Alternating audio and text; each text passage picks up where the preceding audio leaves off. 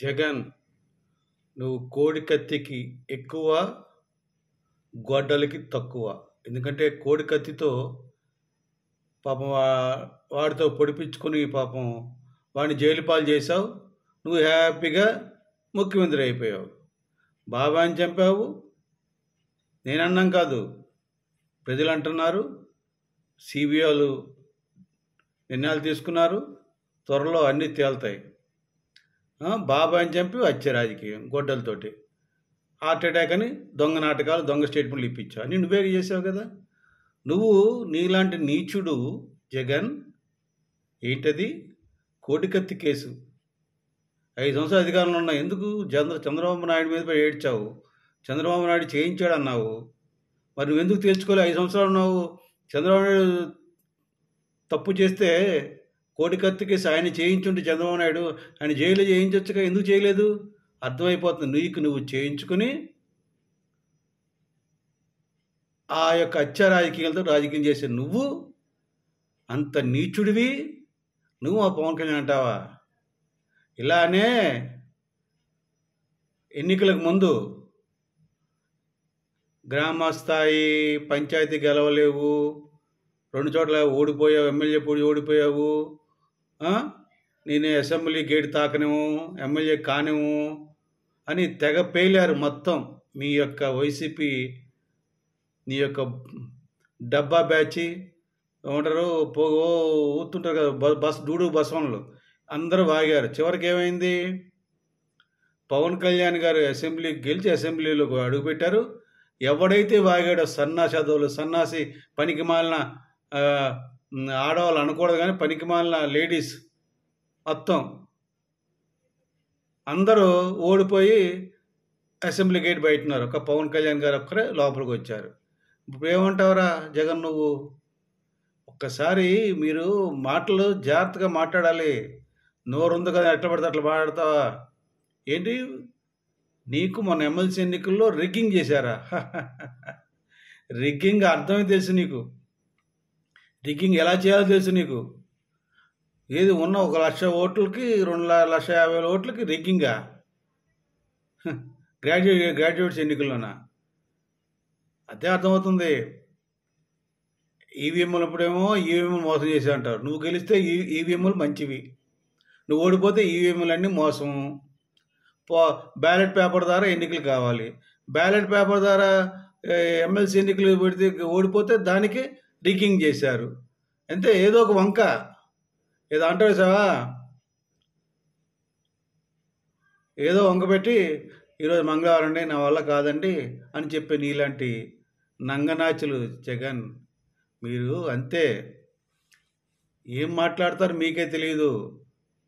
నోరుంది కదా అని మాట్లాడుతున్నావు. ఇలాగా మాట్లాడావు. పవన్ కళ్యాణ్ వ్యక్తిగతంగా మాట్లాడావు. ఏమన్నాడు పవన్ కళ్యాణ్ గారు?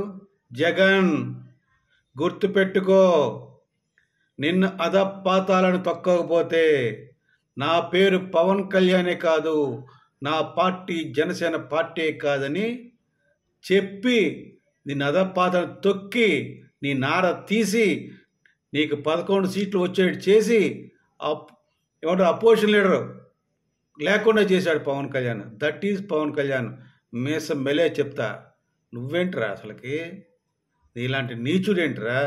తండ్రి బొమ్మ పెట్టుకుని సానుభూతి ఓట్లు సంపాదించుకుని ఒక్క ఛాన్స్ ఒక్క అవకాశం అడుక్కుని ముఖ్యమంత్రి అయ్యి 5 సంవత్సరాలు ప్రజల్ని పీడించి దుర్మార్గుడిగా ఉండి నువ్వు ఈరోజు పెద్ద కవులు చెప్తావు.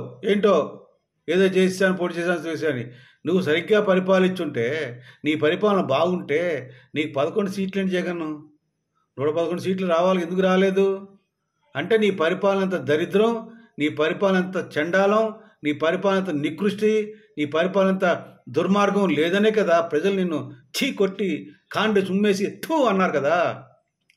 దరిద్రుడా, నువ్వు ఆ పవన్ కళ్యాణ్ అంటావా ఏంటి? అన్నావు, ఇవాళ ఏమన్నావు? కార్పొరేటర్కి ఎక్కువట, ఎమ్మెల్యే తక్కువట. పైగా ఒక్కొక్కసారి ఎమ్మెల్యే గెలిచాడు. ఒక్కసారి ఎమ్మెల్యే గెలిచాడు. మరి గెలిచాడు, మంత్రి అయ్యాడు, ఉప ముఖ్యమంత్రి అయ్యాడు, 5 మంత్రి శాఖలు తీసుకున్నాడు. మీ నాన్న కాదు, మీ నాన్నకు ముందున్న వాళ్ళందరూ కాంగ్రెస్ నాయకులందరూ చేయలేని పని 77 సంవత్సరాల స్వాతంత్రం వచ్చిన దగ్గర నుంచి అటవీ పుత్రులకు, గిరిజనులకు రోడ్లు లేక, అంబులెన్సులు రాక, డోలీలతో ఆరోగ్యం బాగోలేని వ్యక్తులకి, డెలివరీ అవుతున్న లేడీస్కి డోలీల్లో మోత వచ్చి చెంతమంది చనిపోతున్న పట్టించుకొని నీలాంటి దౌర్భాగ్యులకి ఒక్కసారి ఎమ్మెల్యే గెలిచిన పవన్ కళ్యాణ్ గారు రోడ్లు వేశారు, అంబులెన్స్ వెళ్తున్నాయి. అదిరా గొప్పతనం. నువ్వేంట్రా పనికి మాలేదా? నువ్వు ఎన్నిసార్లు ఎమ్మెల్యే గెలిస్తే ఏంట్రా, ఎన్నిసార్లు ఎంపీ గెలిస్తే ఏంట్రా నాన్న? ఏం ప్రయోజనం? ప్రజలకు ఏమని చెప్పు నాకు. ప్రజలకు శూన్యం. ప్రజలకు ఏం మేలు చేయలేదు నువ్వు. కానీ పవన్ కళ్యాణ్ గెలిచింది ఒక్కసారైనా ప్రజలకు ఎంతో మేలు జరుగుతుంది. వెళ్ళి ప్రజలను అడుగురా నాన్న. రోజు కూర్చుని ఇహిహి ఉహు అని నవ్వడం కాదు ప్రెస్ మీట్ ముందు. ఒక్కసారి మా నీతి న్యాయం ఉండాలి మాట్లాడితే. నీకు నీ సాక్షి టీవీ ముందు కూర్చొని మాట్లాడడం కాదు, పబ్లిక్గా మాట్లాడాలి, మంచి మాట్లాడాలి, నీతి ఉండాలి, నిజాయితీ ఉండాలి. నువ్వు నీ తండ్రి ఫోటో పెట్టుకుని ఒక్క ఛాన్స్ అడిగి గెలిచావు. కానీ ఇప్పుడు నీ బాధ ఏంటంటే వైసీపీ నాయకులందరూ జనసేనలో చేరుతుండేసరికి నీకు బాధ ఎక్కువైపోతుంది. నీ పార్టీ ఖాళీ అయిపోతుంది, జనసేన పార్టీలో బలపడుతుంది, రోజు రోజుకి బలపడుతుంది. నీ పార్టీ నుంచి జనం అంతా నాయకులందరూ జనసేన పార్టీ చేరితే నీకు కుళ్ళు కుచ్చుతో తట్టుకోలేకపోతున్నావు. ఎందుకంటే అది తట్టుకోలేక నీకు ఏమంటారు చలిజ్వరం వస్తుంది. నీకు తప్పే ఉంది. నువ్వు పనికిమాలేడు అని తెలిసిపోయింది, నువ్వు అసమర్థుడు అని తెలిసిపోయింది, నువ్వు అసలు ఇప్పటికీ మారలేని తెలిసిపోయింది, నువ్వు చేసే పనులన్నీ చెత్త పనులని తెలిసిపోయింది. నేను చూస్తేనే ప్రజలు అసహించుకుంటున్నారని వాళ్ళు గ్రహించారు కనుక నేను అడ్డం పెట్టి నీతో నడిస్తే వాళ్ళకు కూడా చెప్పు దెబ్బ తినాల్సి వస్తుంది.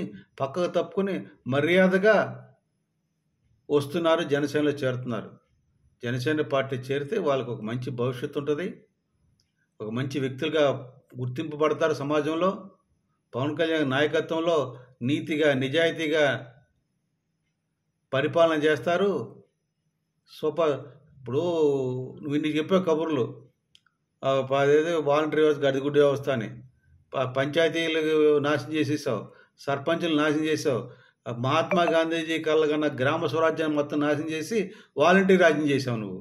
అది నీ బతుకు, నీ సిస్టమ్, అది నీ పరిపాలన. అది జగన్. ఒక్కడు మాత్రం నువ్వు ఎంత ఏడ్చినా నీ వైసీపీ పార్టీ ఖాళీ అవ్వడం ఖాయం, జనసేనలో చేరడం ఖాయం. నీకు జీరో, నువ్వు పాతాళంగా అనగదొక ఇంకా నాశనం అయిపోతావు, అందులో డౌట్ ఏం లేదు. జనసేన పార్టీ రోజు రోజుకి బలపడుతుంది. నీ అంతు చూడడం గ్యారంటీ. అంతు చూడండి, ఏదైనా చేయాల్సిన పనిలే. నీకు ఓట్లు పడకుండా నీవు పులివెందులు కూడా నీవు ఓడించి ఇంటికి పంపిస్తే చాలు, అదే గొప్పది. ఏది అసహనం ఉంటే ఉండాలి, ఉంచుకుని కానీ నోడుగా మాట్లాడితే కాదు. నువ్వేమో కోడి కతికేకు గొడ్డలు తక్కువ. మా పవన్ కళ్యాణ్ అనే స్థాయికి ఎదిగినట్టు మాట్లాడుతున్నావు. మా పవన్ కళ్యాణ్ కాలి గోడి సరిపోవు నువ్వు. ఆయన చేసే ఆయన 9 నెలలు పరిపాలన చేశాడు కదా, ఈ 9 నెలల పరిపాలనలో ఏం పనులు చేశాడో అందులో ఒక్క పని నువ్వు చేయగలిగావా? ఎందుకు జగన్ ముఖ్యమంత్రి అయ్యావు? ఎందుకు జగన్ థూ అని కాంటి జుమ్మేస్తున్నారు ప్రజలు. ఒక్కసారి ఆలోచించు. పరిపాలించాంటావు. నీ పరిపాలన బాగోదు కదా, నిన్ను ఓడించి 11 సీట్లు పరిమితి చేశారు, తెలుసుకో. ఒక్కడు మాత్రం జగన్ గుర్తుపెట్టుకో, నువ్వు ఎంత అసహించుకున్నా, అసహనం పొందినా, నువ్వు ఏం చేసినా, పవన్ కళ్యాణ్ గారిని ఏమైనా మాట్లాడాలన్నా ఆల్రెడీ ఒకసారి మాట్లాడావు, అదపాత తొక్కించుకోబడ్డావు, 11 సీట్లు పరిమితావు.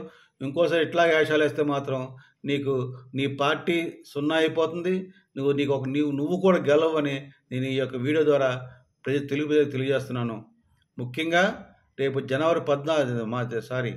మార్చి 14 తారీఖు జరగబోవు ఆవిర్భావ సభలో చాలామంది నీ యొక్క వైసీపీ నాయకులు చాలామంది చేరుతున్నారు. అది నీ యొక్క వైసీపీ పార్టీకి పతనం మార్చి 14 తారీఖే. ఆ రోజు శంకారావం విజయ దుందు మోగిస్తూ జనసేన పార్టీ ఆవిర్భావ సభ జరుగుతుంది. ఆ రోజు పార్టీలో చాలామంది ఈ వైసీపీ నాయకులు చేరతారు. చేరిన తర్వాత ఆ దెబ్బ తర్వాత నీ పార్టీ మొత్తం ఖాళీ అవ్వడం ఖాయం. నీకు కేసులన్నీ బయటకు వస్తాయి. నువ్వు శుక్రవారం కోర్టుకు హాజరు కావాల్సి వస్తుంది. నువ్వు తర్వాత శంకరగిరి మాన్యత పట్టక తప్పదు. అప్పుడు కూర్చుని ఏడుద్దు కానీ జైల్లో కూర్చుని జగన్. ఒక్కడి మాత్రం గుర్తుంచుకోండి వైసీపీ నాయకులారా, ఇప్పటికైనా మీరు మారకపోతే మీకు జగన్మోహన్ రెడ్డి పట్టబోతున్న గతి ఏంటంటే, ఇప్పుడు ఆల్రెడీ చాలామంది అందరు జైల్లో కాదు ఒక్కొక్కరు వెళ్తున్నారు. లేటెస్ట్గా పోసాని కృష్ణమూర్తి వెళ్ళాడు, ఇంకా చాలామంది వెళ్తారు. మీకు కూడా అలాగే వెళ్ళాలనుంటే మీరు అలాగే ఉండండి. పద్ధతిగా ఉండి మంచి పనులు చేస్తే మీరు బాగుంటారు, మీ కుటుంబంలో ఉన్న వాళ్ళు బాగుంటారు. తర్వాత బాధపడిన ప్రయోజనం ఉండదు. జగన్మోహన్ రెడ్డి, నువ్వు తట్టముట్ట సర్దుకో, త్వరగా జైలుకి వెళ్ళడానికి సిద్ధంగా ఉండు. నువ్వు మా పవన్ కళ్యాణ్ గారిని ఏమీ చేయలేవు, మా జనసేన పార్టీని ఏమీ చేయలేవు.